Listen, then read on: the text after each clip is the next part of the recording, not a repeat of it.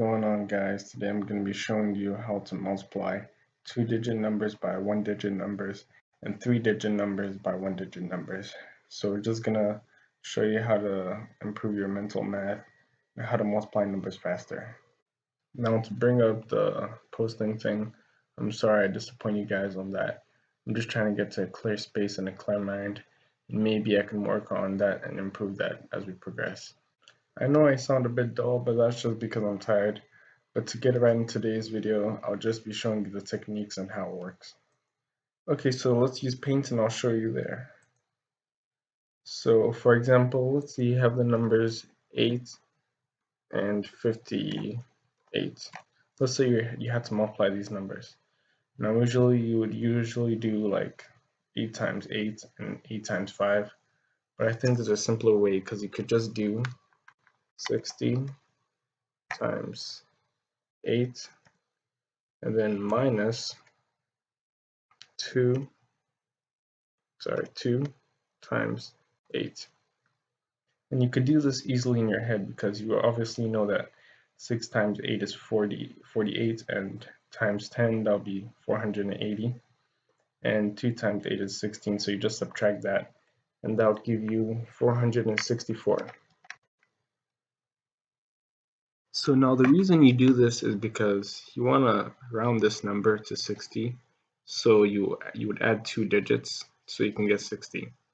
And when you do that, you want to subtract by 2 the same number so you can equalize it. So then this would become equal to this because you would add 2 then subtract 2. Now let me show you another example. Let's say you have the numbers 13 and 6. So now you could do this in your head, but let's just use the same technique and show it how simple it could be. So you would have 10 times 6 because you round 13 down, which would give you 10. And for the other example, you would add 2, which would give you 60. And if you subtracted 2, you would get the same number. So you're just trying to make the number a multiple of 10, so that would be easy to calculate.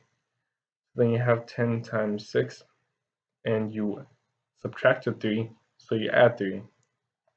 So plus 3 times 6, because you multiplied by the same number you're multiplying it by. Okay, so now that you have a gist of the technique, let's say you have the numbers 47 times 5. So you can pause the video now and check to see if you're right. So your answer should have been 235.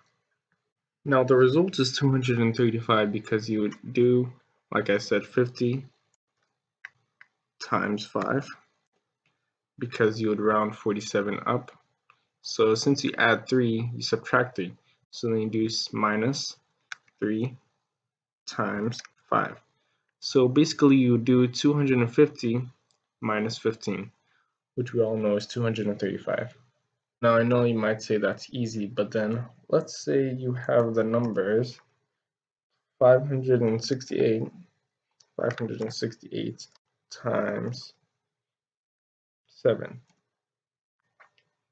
For 3-digit numbers, you would use the same technique, but you just have to go a step further. So you would round to the nearest 10, like in the other questions.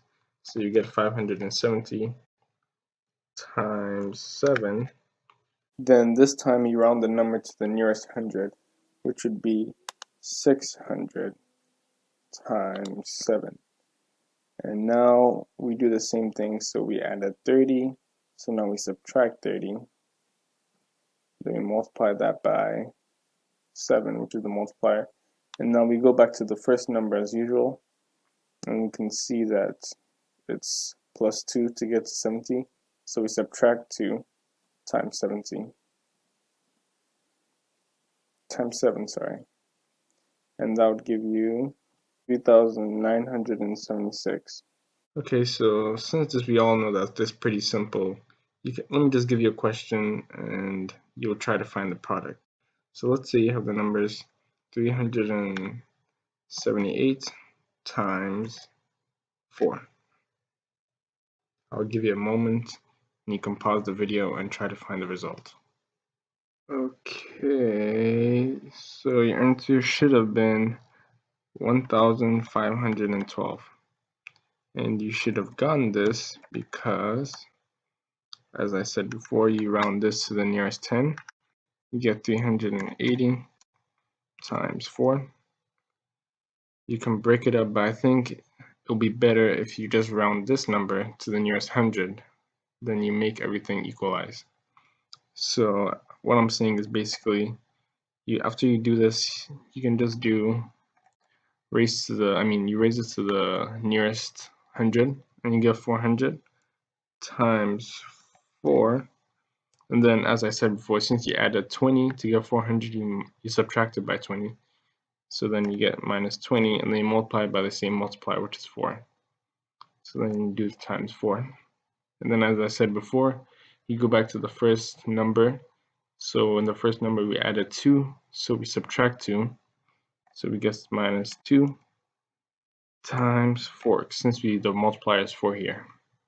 So when we simplify this, we should be getting 1512. Yes, that is correct. Okay, I think that's about it for this video, and I'll be posting videos like this in the future, so look out for that. And it'll be about maybe multiplication techniques, division techniques, and how to add and subtract effectively. And I might be posting a Q&A in the future, so if you could leave your comments or questions in the comment section, that'll be really nice. And if you enjoyed this video, make sure you like it. And if you're new to the channel, maybe you could subscribe. That'll be really nice. That'll be showing a lot of support. And I think that's about it for this video, and I'll see you guys next time.